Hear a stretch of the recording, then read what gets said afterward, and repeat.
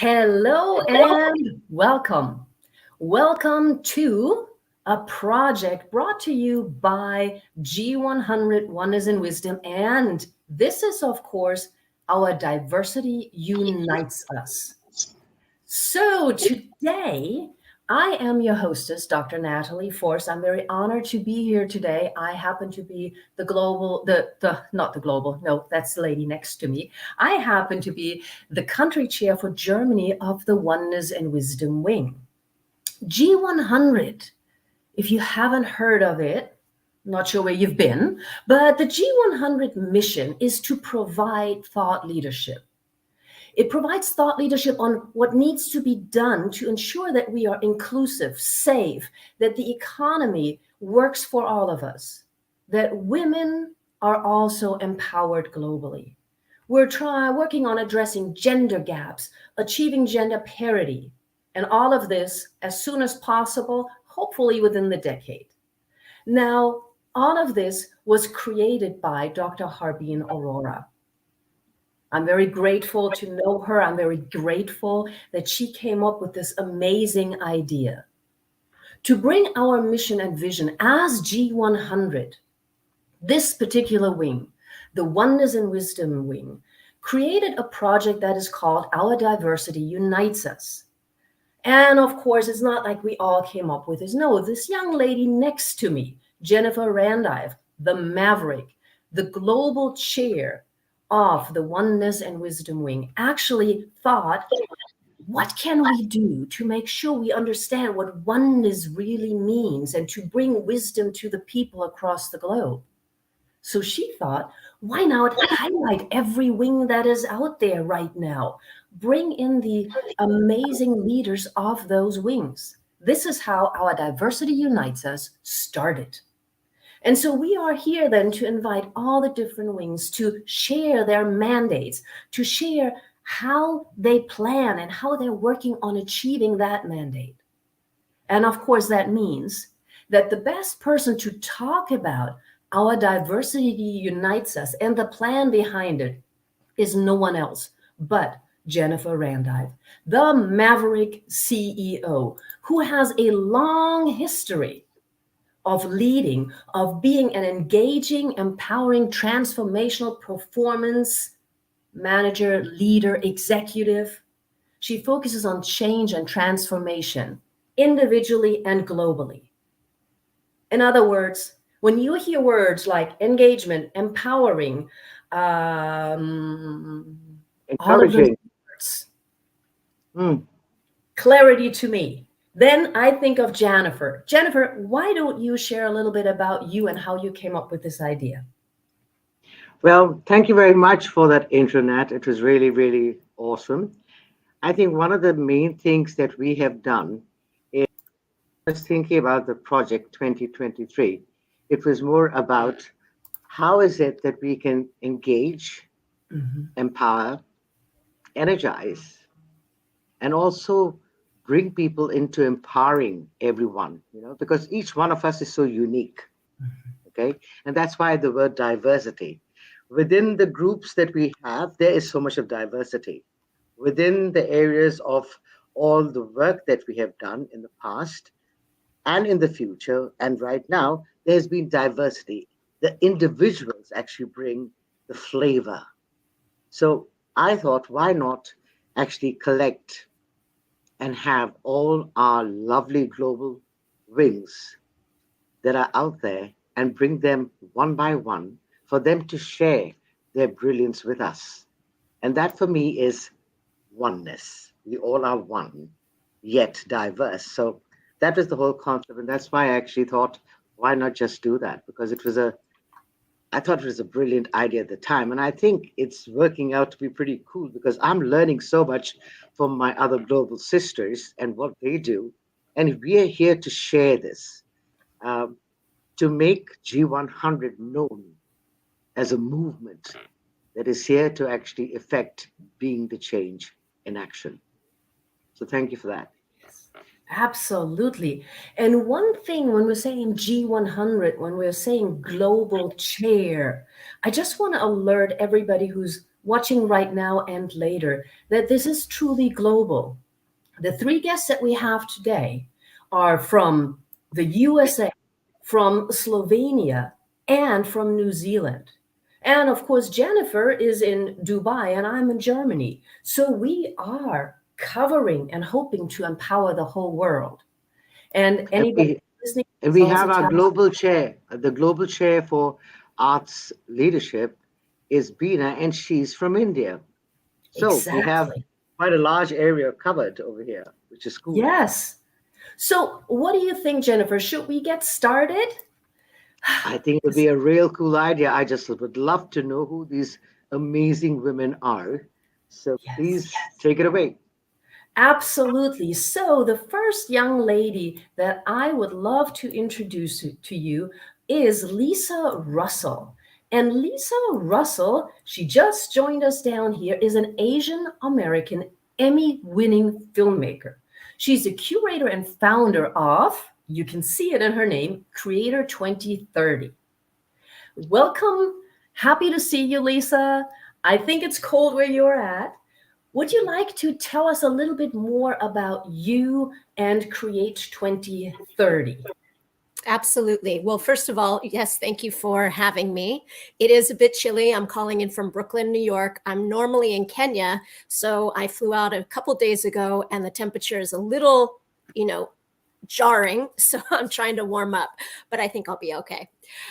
So again, thank you so much for having me. I do work as a filmmaker, but I have a pretty unconventional path towards becoming a filmmaker. I didn't go to film school. I actually started off getting my master's in public health in international health and landing my first job in Kosovo and Albania during the 1999 war.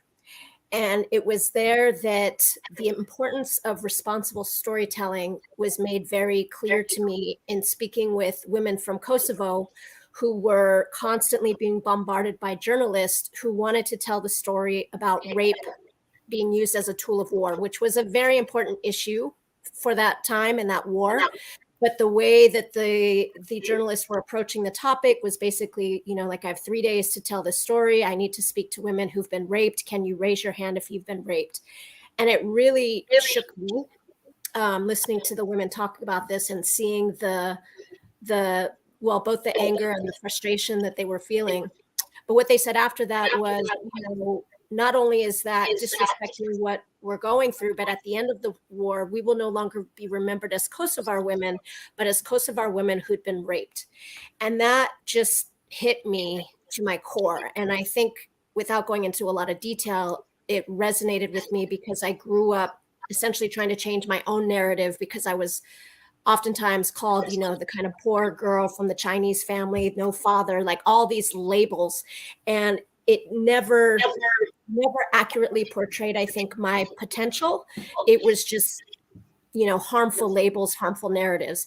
And so I set out really pursuing a career to do storytelling in the UN NGO space. And that has its own, case of challenges of how do we tell stories that are dealing with such serious topics in a way that retains the dignity of the people that we're telling stories about. And I've also always included other artists. I came from a dance background and I played music. I did a lot of different arts, practices, but I felt that it was a way to engage very serious topics while at the same time celebrating the culture of the places that these films were being, documented. So I created Create 2030 about engaging diverse artists in support of the 17 Sustainable Development Goals. And I do most of my work in the UN NGO space. And I love my job. It comes with its challenges. And I think, the world after COVID really woke up to the importance of artists in society. And now we've gotten over that hurdle. I think there's a consensus that that's true. But now I think we're facing a lot of other obstacles and hurdles that we need to address in sustaining livelihoods and creating a sustainable environment for artists to thrive in this space. So I think that's quickly about me. Hope I didn't talk too long. No, beautiful. Thank you. That was also important. The 17 sustainable goals are, of course, crucial to all of us. So thank you for that introduction, Lisa.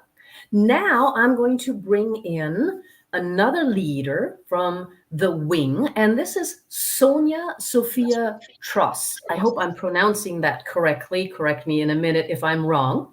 Sofia is a renowned Slovenian academic, painter, and architect. She's also been an author of cultural and artistic shows on TV in Slovenia. Welcome, Sonia. That was brief. What else would you like to tell us about you?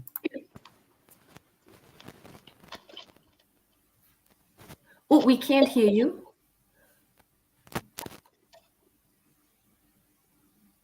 Hold on. Yeah. We live in the virtual environment. There you are. No. Hold on. You unmute yourself for a second. You accidentally muted yourself. Maybe now. There you go. Awesome job. Awesome. Okay. Slovenia, other parts of the world we are now, yes. First, thank you, Natalie. Thank you, Jennifer, to make this great opportunity that we really can unite us in really different part of the world. And this name, diversity, that unite us, it's really like, maybe was also my mission from childhood till now. I am artist, I am architect, I am doing my things, especially in connection with my art, with my pictures, with connection, humanity, all kind of persons or beings, you know. So through this, hello? Yes, we can hear you. We can hear you. Carry on. We can hear. All good. All good. Now good. Now good. Hello. Yes, Hello. yes. Yes. Sorry. So my work now is eco architecture and mandala art, and it is connected really with united and the world and the human beings and architecture or art around us, around the world, you know. So especially this kind of mandala consciousness is so important these days for us, because really it unites also in artistic forum, in architectural forum, and consciousness forum, you know. And also this different diversity, not just around us, but also in art that we present today. Art wing of G100. Hello, we hear? Yes, art in G art wing G100. We want to connect really this diversity in all parts of our G100 mission. So with also with my exhibitions, with my projects, I connect also all of you in different kind of art, in music, in architecture, in film, in especially art, you know, to connect all us in this kind of forum, of symbol that already connect all of us through the history, because I am researching in different part of the world, you know, how mandala was present from ancient ages until now in all kinds of religious or cultures in the world. For example, we know mandala principle in India, for example, from where Beena, Jennifer, maybe many of you are also coming from, and generally the world know mandala word from there, like a circle, but actually I'm now researching how was also very much presented in Europe through Greece, Rome, and before, but now is in Catholic, in Christianity tradition, we have in Gothic rosette, if you know rosette. Yeah. And it's really great vision, great showing how this is spiritual element that is Yes. always connected in all kind of architecture. So this is, I think, through symbolic, from artistic way, Right. showing connection with all of us. And if we will have also in Slovenia or our other countries presentations or performances, I exhibitions, think, I'm we sorry, will I'm sorry, invite all of you. Sonia, I'm so sorry to Yes. interrupt. I've got a whole lot of questions for you, but a little later on. Yes. We would like to bring our next guest. So, Sherry in? Natalie, Can we bring yes, Sherry in? please. Yes. Yes. Awesome, awesome. Let's bring Sherry in. And Sherry is actually a Taiwan-born concert pianist. She now resides in New Zealand. So if you see it dark where she's at, it is very, very early in the morning.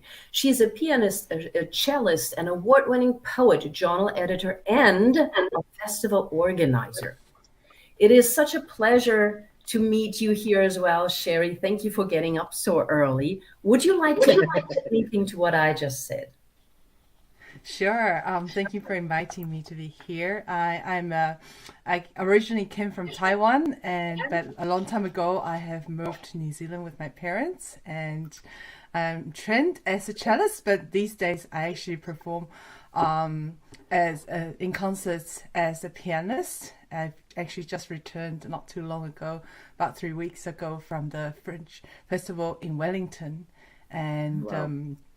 About less than 3 years ago, I started writing poetry. So now I'm also a poet, and I published a book with my youngest daughter Zoe when she was 6. We wrote it together. It was a lot of fun.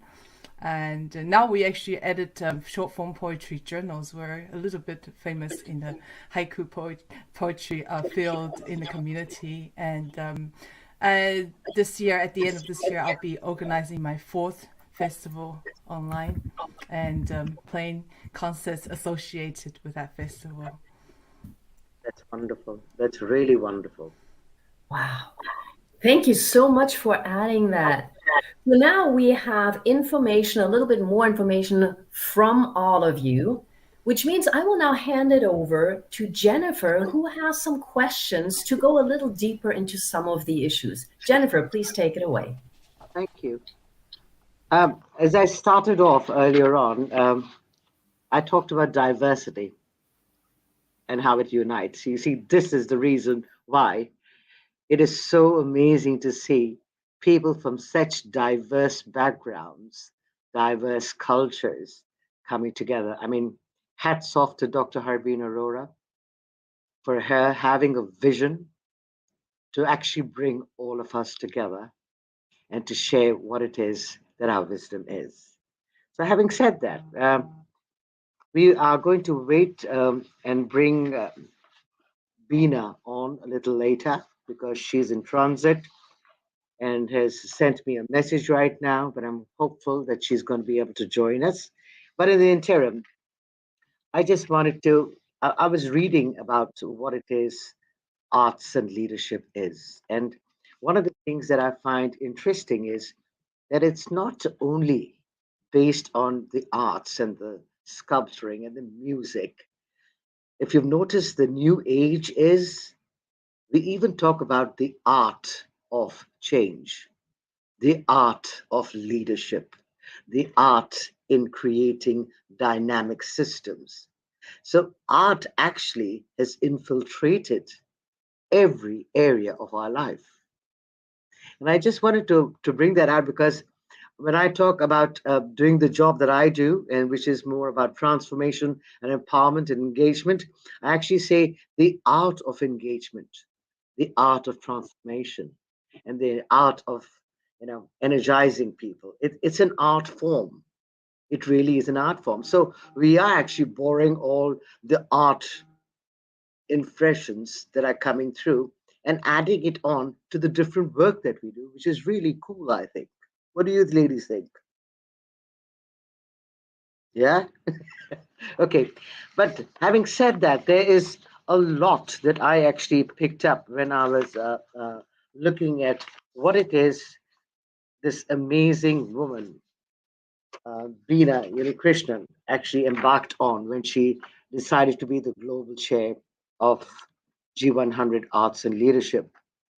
And what her vision has been is to build a culturally enriched nation, stroke nations, okay, that embraces and protects all forms of art by providing the required support to artists. The endeavor to work towards the growth of artists while safeguarding their rights and ensuring their economic independence, recognition, and patronage. Now, she has spoken about this, and there are many other things that are there, but I wanted to actually ask the first question and pose it to Lisa, if I may. Are you ready to rock and roll, Lisa? Always ready. Rock Rock and roll. and roll. Bring it. So I think it's a cool thing to actually to look at how it is that arts and culture can take on different ways and how it can actually show up. And I have noticed that you've talked about art leadership, which also includes the films and filmmaking. Films are the biggest collaborative canvas for any artist. Okay, it brings together several art forms to create a cohesive and a compelling experience that can integrate artistic minds. And this is so true. But my question to you would be, what is it that you think needs to be changed? Because we are experiencing all kinds of roadblocks. Uh, Art is not sometimes considered something important, but we are here to change that. Okay. So, my question to you is, what do you see as being something that we can change in the current environment that will drive more cohesive interaction that empowers artists to get paid? Because everyone needs to have a sustainable life, everyone needs to be paid. My question is, what can we do to change this way of operating where people do not even consider art as something that requires to be paid? Yeah, really important and very nuanced question. I mean, we could talk about this for a very long time and unpack it, Yes. but I think what I'd like to point out is that oftentimes, we have to differentiate what types of art we're talking about. Some people define celebrity, Hollywood as art. Some people define poets in the slums of Nairobi as art, and those livelihoods and that power and privilege is very, very different depending on, which lens you're looking through. I tend to work in the informal art section. So I'm a filmmaker, but I'm a one-person crew. I do everything. I don't have a team. I don't work with a film crew because I work on short documentaries. I work with poets. I work with musicians, and they make their entire livelihood off of their art form. This is very different than artists who might work in museum spaces or institutions or arts organizations. These are informal arts workers. And I think what people did come to realize is during the pandemic, it was said that our sector was the first to get hit and will likely be the last one to recover. And so this is when I kind of went into full gear into talking about representation of artists in policymaking around the creative economy, because these are policies that affect our livelihoods. And we don't oftentimes get a seat at the table. We get asked to sing songs or show a film or play an instrument, but we don't oftentimes get asked to really help shape policies that affect us. And I think that was amplified during COVID, because what had happened is that there was a lot of interest in working with the artists. There were calls for art, there were arts contests, and they were all, without intentionally, I think, realizing it, make it even harder for our livelihoods by taking away our ability to get paid either at the front end to get contracted to create new work, or to use our artwork at the end. And, for films, for example, have a distribution deal, because a lot of these arts contests want the rights to your artwork to be able to share across social media, around the internet, with no limitations.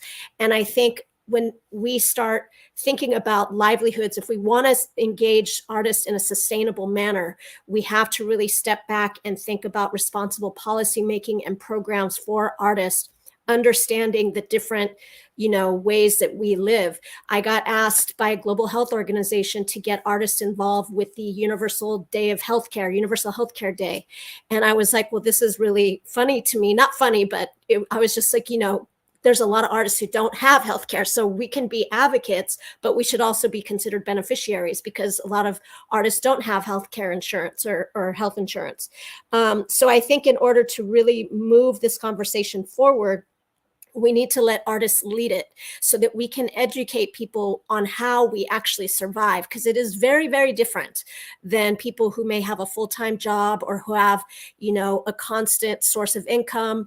We work in different spaces, we work in different ways, but without understanding all of those, little different details, I think that there's a threat of exploiting and tokenizing artists in a way that's not intentional, but actually happens. And so I just really push for, it's great that everyone's excited about creative economy. I do work mostly in the UN NGO space, which I love, but now it's time for us to really start getting serious about creating responsible policies on how to engage, especially artists in the informal art sector, and to ensure the diversity, from, again, the celebrities, activists, all the way down to the voices at the community level, who are incredibly, I would even argue, more powerful sometimes than, the Beyoncés or something like that, because they're around the community on a regular basis. And I think it's now time for us to really start thinking about the different ways that artists are engaged in society and figuring out solutions to ensure that their livelihoods are protected. You're on mute. Yeah. Is there anything that you can actually give any advice to people out there as to the ways that they can actually inculcate payment plans, how people should be educated to be able to ask for money? Because I think there is a very interesting thing that keeps going on, is that people somehow do not feel comfortable asking to be paid. That's And true. they think, so something to that effect, something that can bring people into empowering people. Well, I think artists are really entrepreneurs, and I think that I'm starting this Arts Envoy lab where I'm going to be teaching artists on how to build brands in the sustainability space, because it's getting more and more, competitive. It's great. We have a lot of artists who really want to create content around climate change, gender equality, food security, clean water. It's fantastic. But there is no system in place for you to be found fairly easy by different conferences, initiatives, or whatnot. And so my Create 2030 is working on an app that will help solve that, and also, training opportunities to really help artists know how to position themselves so that it's easier to get gigs. But I've also been on the other side where I've been like, yes, I have a great network of artists. Whatever you need, I have authentic voices all around the world who can help you build an interesting component to your program. But their response was, okay, well, we can work with these artists who aren't asking to be paid. They're agreeing to volunteer. And so what you're creating is a system where only the very privileged artists will be able to work in those spaces and then continue to get opportunities, while those who need to get paid or need compensation in some manner are going to be left out. This is why, I'll shout out the UN Youth Envoy's office, who got rid of unpaid internships, because they realized that what's that doing is it's putting the very privilege young people in the UN, and those who can't do unpaid internships for 3 months or 6 months are not being included. And then you have, Disparity. yeah, exactly. And it's mostly, young people from the global South. A young woman just spoke out at CSW about the lack of opportunities for young people, in the global South, because they can't afford to attend these big meetings and whatnot. So what do? We need to even the playing field.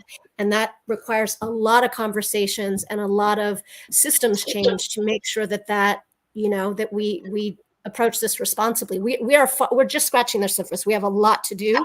And I think it starts with engaging artists who live and work and survive independently to understand how how we work, how our sector works.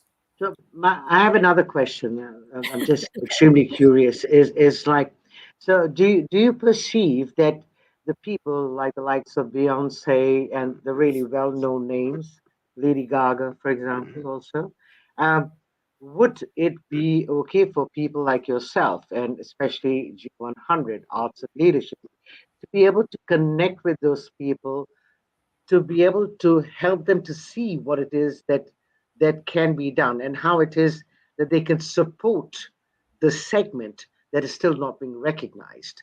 Perhaps that is something that could be done. I'm just No, it's speaking a out great loud. idea. I mean, one of the things we talked about during COVID is that people were like, why are we seeing people like Lady Gaga talk about, the suffering from COVID when you're like talking to us from your mansion? You know what I mean? Like, there are people who are not in the same position as you. But I think that, when you get to the level of the Lady Gagas and the Beyonce, they have machines behind them. They have teams, they have money, they have, fame, they have everything behind them. And they can, in their way, elevate sort of the up and coming artists. And I know some of them do. They will engage artists and give them a platform. And I know, a dancer from Beyonce whose whole career exploded, a painter who was in Beyonce's music video, their careers exploded by being associated with them, but they are far and few in between. I think that, and again, I mostly work in the UN space, and there's a big interest in boosting the creative economy, but it needs to be done in partnership with artists who live, work, and survive the way that we do.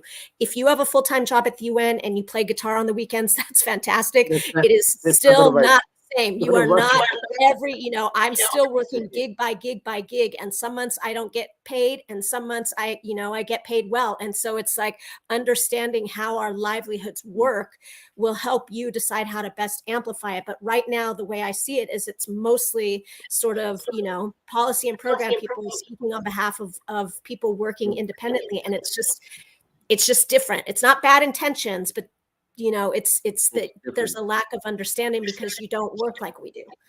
I think that this is a brilliant way of actually sharing what it is that actually occurs in the industry. And possibly this will be a great place for G100 Arts Leadership to actually lead this conversation and take it forward. It's a brilliant opportunity. So thank you very much, Lisa, Thank for you. your input. I think many people are saying a couple of things here. And yes, we've got people saying people should be paid. And I don't see why that is not possible. We've got to change the narrative there, for sure. Okay. So, Tanya, thank you for your comment. People need to be paid. We also have 3M Inspirations who says people don't value art and artists still. That is why they are asking for art for free. Well, That's I true. think Miss 3M, who's headed by Anu, is a lady who has shifted gear from just being an artist that is liked on Instagram to actually changing that over for her to be able to generate revenue. So we could hear something from her, possibly, and you guys can connect together. So thank you very much, Lisa, for your time. I think our next guest is, should we call in Sherry? Oh, I have to, 1 second. Okay, here we go, Sherry. How are you doing? I'm good, thank you. It's really quite early in the morning. I know. Thank you so much for taking the time. I mean, it's really remarkable that you're here and you're looking beautiful and smiling. So kudos to you, lady. Okay, so Sherry, you are an artist in the way of music. You write poetry. You curate festivals. I mean, that is quite a task to do. It's managing, it's multitasking, it's getting right people in the way of actually helping this forward. My question to you would be is if you would think of using festivals that can serve as a platform to create and generate economic well-being for all artists, would that be a possibility, do you think? I think that's a possibility a little bit more down the line because at the moment I'm just connecting people and making them actually know one another, and it's actually quite a global thing. I get that, Sherry. What I'm saying is, do you envision that having festivals is a pertinent platform to have all amazing artists come together and truly get paid for their amazing performances, be it art, be it music, be it poetry, any art form, a culmination of Yes. art form in a festival. How does that work? Does it work? Do people get paid? I'm just curious to find out, and I believe the audience would be too. Well, in an online festival, well, I have been asking people to present, but some of them are paid, some of them are unpaid at the moment because this is just we're all sharing our enthusiasm right now. But I think with the right kind of sponsorship, and actually we're actually thinking of maybe moving up to Web3, as that's all the fashion right now, and the metaverse. And I think and reaching a bigger audience around the world. And I think that would be a good way of finding some revenue for the artists because, it is difficult, like Lisa mentioned before, for artists. We're going from gig to gig, and I'm creating that opportunity for artists to connect and a little bit more down the line. Yeah. Okay, that's thank you for sharing that, Sherry. I think the way that I perceive it, and I could be absolutely off the chart, but please do correct me if I am, is that what do you all think? And I'm going to open it up probably for everyone, is what do you think is the narrative that needs to change for people to perceive artists as people who are contributing, people who are leaders, people who can be the change? What do you get? What kind of conversations should we be having now that will change and shift this perception that artists cannot get paid or are not getting paid? What can we do for them to actually choose to get paid? Is it the artist that is not willing to actually go the extra mile to actually create that? Because we are trying to operate from the so-called norm that this has been done before, so nothing can change or it's going to be too much work? Or can all of us here have a voice to actually bring that to the fore so people can recognize that each one of us has got an artist hidden in them? So what are we doing about it? Just something to perhaps think about. Yeah, I believe that artists were more sensitive and we are creative beings. But even though you can argue that everybody is an artist, but like the professional artists will probably just have more focus on what we do. We want to create all the time. But it's very time consuming to actually, because I am a promoter and I am a performer. I do online concerts, I do and I have to do everything from printing the program and putting everything together, inviting everyone. So I know what the work is involved. So it's for a lot of artists, they just don't have time for that. They would rather devote themselves to the creating their art. So I think by putting together a team, putting people together, people who specialize in those promoting or social media. Yes, very true. I think that would be a much better idea for than the artists having to struggle on their own. Absolutely. I can't agree with you more, because an artist is an artist is an artist, okay? Their whole creativity flows. They don't want to be bogged down with anything else other than just doing their art. But I think to be able to help them do their work better, we've got to find people. And that's why everyone can't do everything. You're very correct there. Absolutely spot on. But who is it and what is it that we can have that comes together to create far greater? I think that's what art leadership is all about. And that's what people actually, we're trying to achieve that through your wings. So that's really awesome. Really, really cool.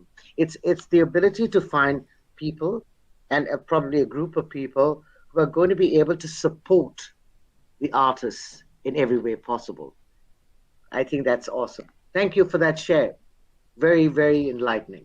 Thank you so much. Thank you. And also, we are working all globally now. Exactly, so I think exactly. we're all seeking opportunities and looking for opportunities for not just ourselves, but everybody else. Everyone else, exactly. And that's what I love about G100.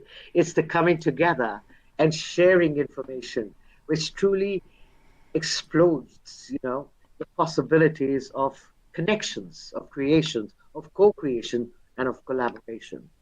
Totally remarkable. Amazing stuff. Thank you. Thank you very much, Sherry. Thank you. We have someone else in the wings, and this lady is awesome. Would we like to bring our amazing Sonia? Sonia comes from Slovenia, has done so many different things, and she was sharing earlier what kind of work she does. But Sonia, I think I would like to ask you about certain things. You have done art, culture. You believe that art and culture binds humankind together. And in their world today, which seems to be so disruptive, art and culture actually brings people together. But in this time, when we are faced with so many challenges and the world seems to be so disruptive and seems to be falling apart, what do you think can be made different? So my question to you is, would art serve as a calming and healing component to help create a world of more peace and prosperity for all? So please tell us about the work that you do.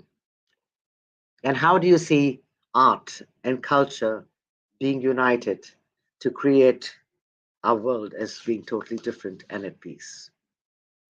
Please. We can't hear you. We can't hear you. Yeah, now. No.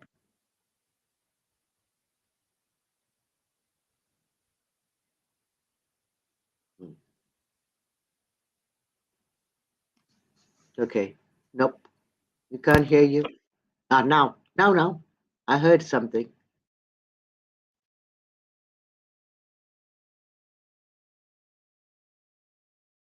No. No. You're still muted.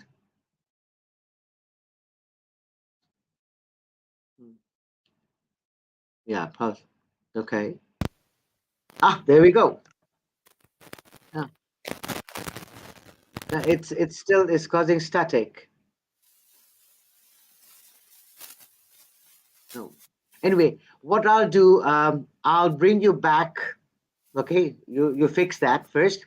In the meantime, ladies, I would love to actually break the ice here, and I was wondering if Sherry.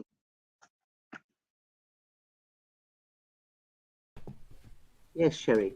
Yes. I was wondering, Sherry, if you would honor us with your musical piece at this moment while we wait for Sonia to get her stuff together. Yeah. So, ladies and gentlemen, I would love to present Sherry, who is going to entertain us with her amazing piano piece. And we thought we'll get a bit of music into the broadcast as well. Sure. So please I'll take it away, just go Sherry. to my Thank you. piano right now. Yes. So I'm yes. doing a festival at the end of this year, and it's dedicated to Catherine Mansfield. She's a New Zealand writer, and she passed away exactly 100 years ago. So I'm going to be performing all New Zealand music on my Asian tour in June, and the festival itself is called KM100 NZ. It's going to be at the end of this year in November online. So I will play you a very short piece by a New Zealand composer. Okay. Wonderful. And it's called For Kate Shepherd. And this is about, she was a fighter for women's rights in Christchurch. Okay. Back in the days, in the 1800s.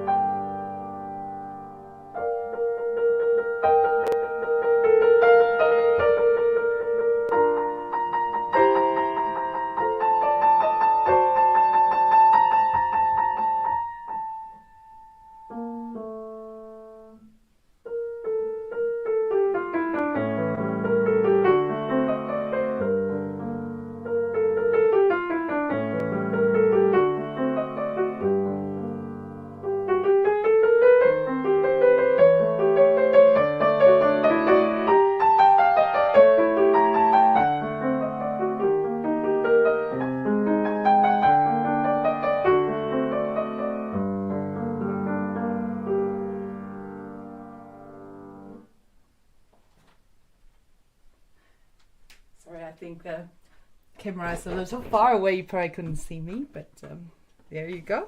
I thought it was an amazing piece, really beautiful. Okay, I just wanted to ask, is Sonia okay now to come? Look at this. We're still not being able to hear you. Okay. Yeah, there was a bit of, again, it's gone off. It's gone off again. Is it okay now? Hello. Oh, yes. Bravo. Hello back. Hello. Welcome back. Hello. Please. Yes. Hi. First, Jennifer, thank you very much for these top questions that you asked Lisa, Jennifer, and today, and also Sherry. They also answered very good. Also, Lisa, really, you put the point on all this, what is happening with art and artists in the world.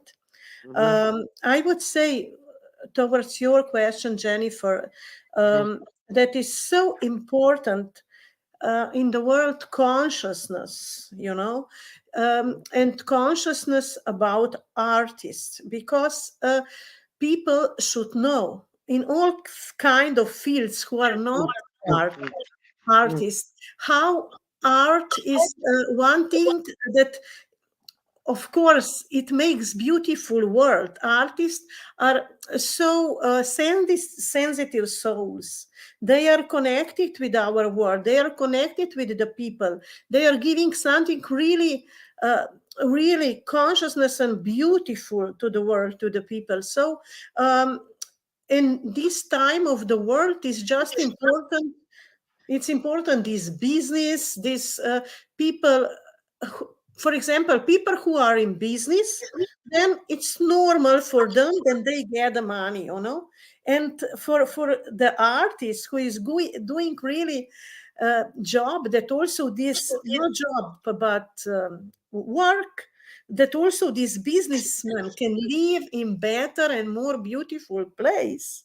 So they should accept art as something that is doing really good for them, and to see that not everyone can do art, or to be such a kind of artist, because most of the artists are consciousness people, and they are for goodness, for the world. And this is the point. Top question, because also with the art and artists and with this my vision of mandala that I was explaining before is really connecting all the world, and it can connect us all with different views together.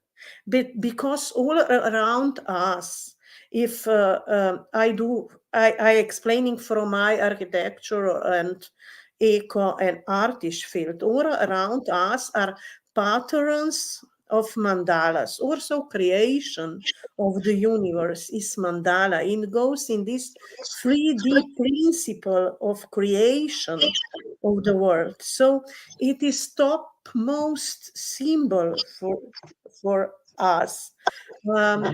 Also in Vedas, that is 5,000 years old scriptures.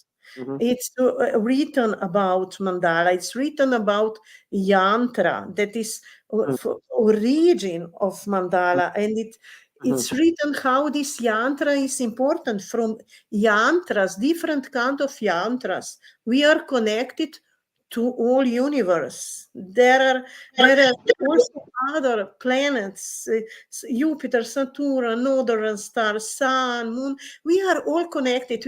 People are too much looking down. We also need here, especially on the west, I think east is little different, but to connect all this is so important. And with this, this what you are doing today is also great thing.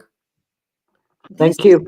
the thing to give consciousness to the world, and to give really consciousness to you, and I see some others, and we have this consciousness, we know, but we need to come to the people who are not conscious. For example, artists. I know I have exhibitions. Some of my good friends artists have exhibitions. We travel from Slovenia far away to another part of Europe, but or in Slovenia, in one another place where to have exhibitions, I have to put my great big canvas, to put it to order these tracks, to put all this in these tracks, to make exhibition, to arrange everything. Already this takes a lot of time, energy, and it is just normal for this exhibition. You will bring this, you will put on the wall. Nobody pay you or little for this. Sonia, my question would be, um, with the work. So sometimes what it is that we do, for example, what you're doing is absolutely remarkable, and making the connection of architecture and mandalas and consciousness and bringing it all into one. There may not be people who actually are consciously aware of what it is that you're doing, but the impact that you're creating is to actually calm people down, quite honestly, for them to be able to perceive something differently. But I think, and this could be just my personal opinion, and I could be wrong altogether, but it is about, I think, all of us truly wanting to take a stance and to stand up, for all of us to be able to generate and create revenues by coming together. It's not only one wing doing it, we all have to collaborate, which is why it is that I think our diversity unites us, was created, because that is the pure essence of each one of us having amazing skills, abilities, and capacities. And when we can club them together, we can create far greater. So, having said that, we have just 6 minutes. So I'm going to open it up, Natalie, and to everyone to come on screen, because I would love to be able to. Oh, that looks lovely. Do you want to play us some more music? Maybe a little later, but I would like to ask questions. Nat, please do join us also. Okay. Um, I would like to be able to ask a question, just for everyone to answer. and take a shot at is what can we do now, immediately, in this moment, to shift and change the narrative where artists are recognized and artists are paid? What is the one small step that we can take here, right now, to make that possible? It's open to everyone. Please jump in. And people who are listening to us, please do make your suggestions. We would like to show what it is that you are actually saying as well. I think, yes. Yes, please do. Yeah, I think that we immediately need. First, we are connected here on internet. We, when we this show ends, we need immediately to share it in our platforms. Because it gives this what you said, Jennifer. It gives this question about art and connection, everything together. So I think we need to share, and immediately if we see something, we can connect. Lisa is playing piano when we are doing, for example, art, sound, mandala shows. I will immediately invite her on to come and to have a show together, to have performance, art and music together, I think this. It's the culmination of different, and that's where the platform that Sherry is creating, the festival platform. I think all of us to be participating in that in any way possible. So please do reach out to any other wing, because we have 100 of them. G100 is a movement, ladies, and we are here to shift and change the narrative. We're not here to be in status quo. Yeah, and that does not allow us to grow, period.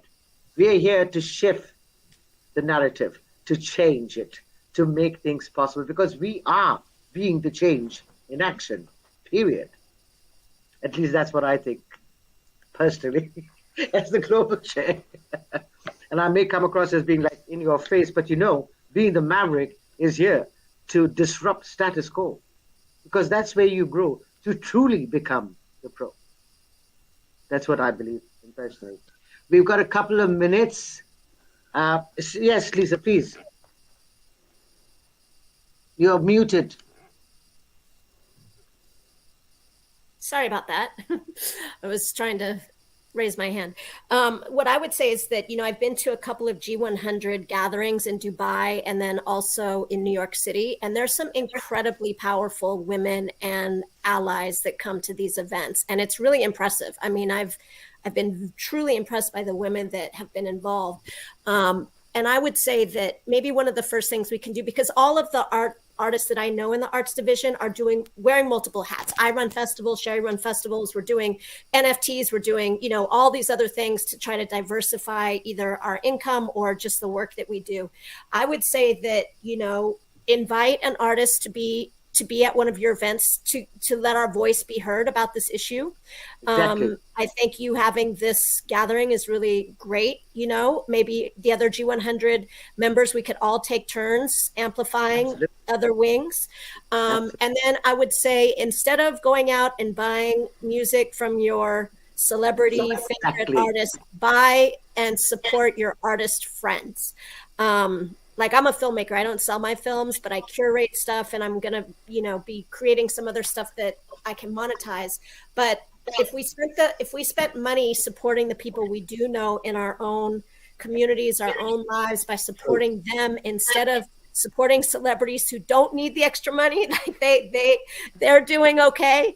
I think you could be helping build the economic, stability of artists. And then lastly, I would just say, ask an artist, invite an artist to your board of directors, ask an artist to be a delegate in one of the conferences that you're going to. Ask an artist, use, as we talk about when you're dealing with like white supremacy in the United States, the best thing that you can do as an ally is to use your privilege to give a platform to somebody who doesn't have that same privilege.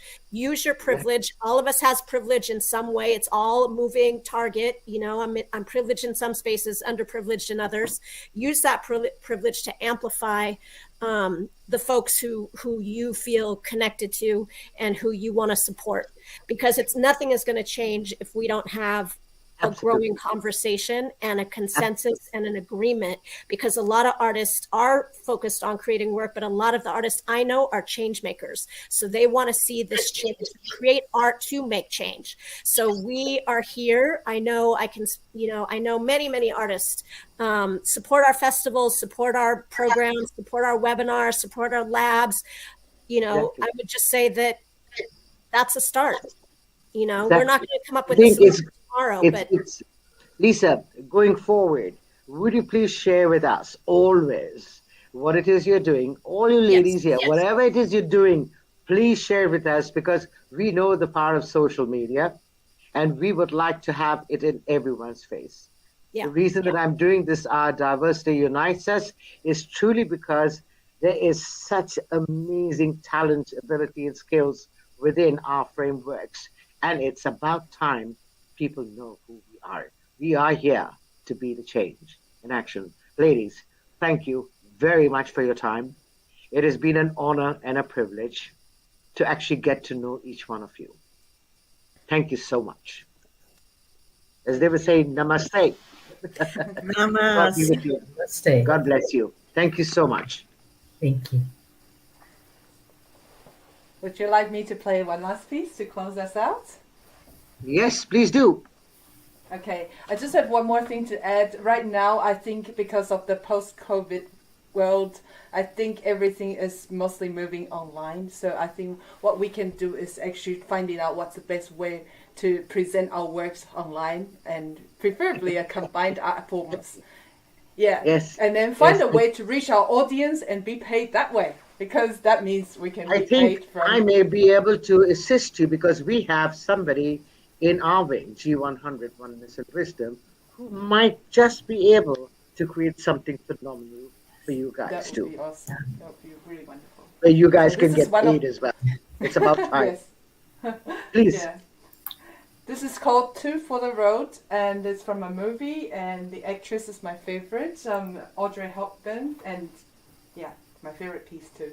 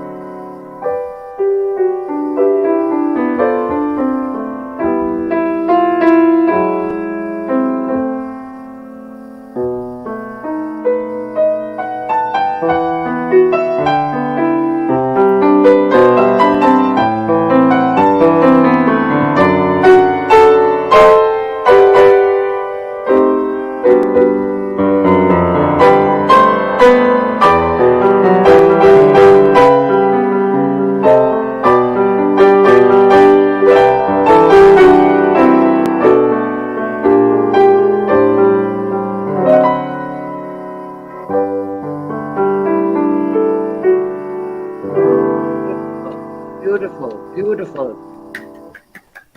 Thank you. Thank you so much. Thank you.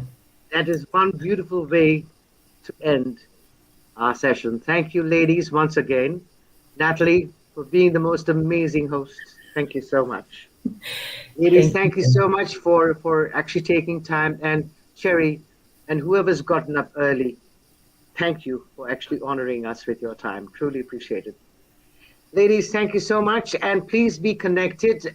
If you would like to share with us in an email or on WhatsApp the links to all the work that you do, we would love to be able to share it with our networks too. Okay? So thank you very much for your time and God bless. Thank you, everybody. Thank you. Thank Bye. you. Bye.